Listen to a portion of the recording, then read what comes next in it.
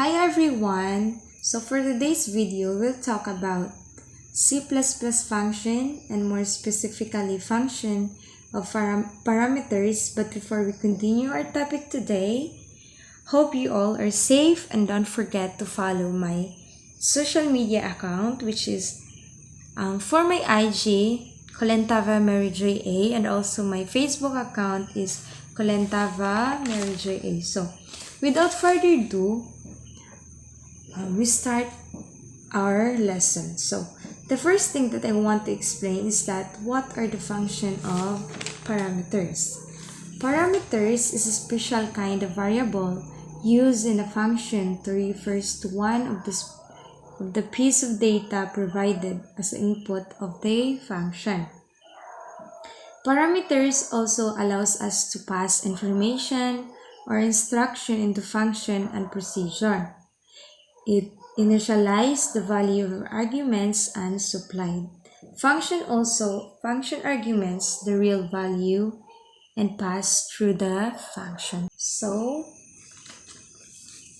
I have here an example of a program function parameters or an argument. So I write void displayed value plus an open parenthesis, which is int a float b. So int a float b, this is our parameters.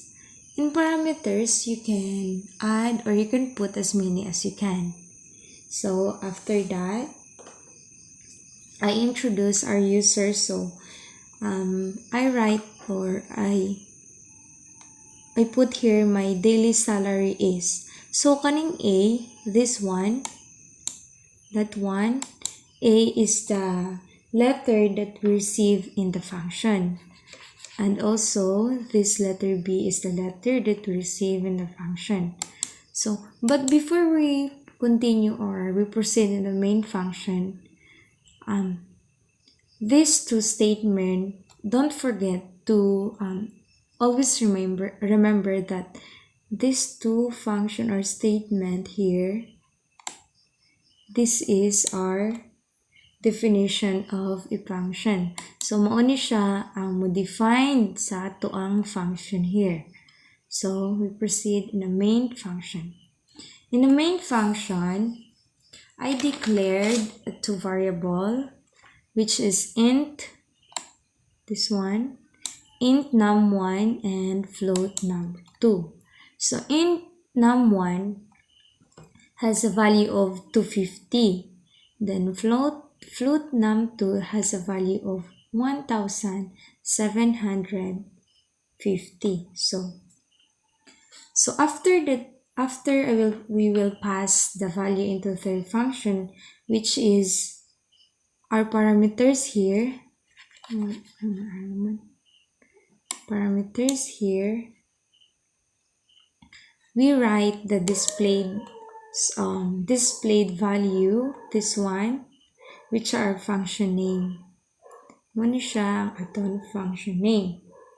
Then, calling the function name and passing the value of num1 and num2 as well, num1 and num2. So, to see the result, so num1 ang, by the way, always remember also that the name here, this one, num1 and num2 is not the same in the function here. Always remember that, guys. Nadili na sila kung the same. So after that, after we put here the displayed value, so we can see the result if our program is correct or not, or our process is correct or not. So we run this one, compile,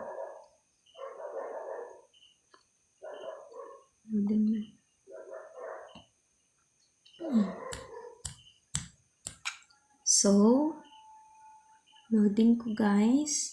So the result of our program is correct. My daily salary is 250 and my weekly income is 1,750. So, if you have any clarification about my program, you can message me, guys. Char.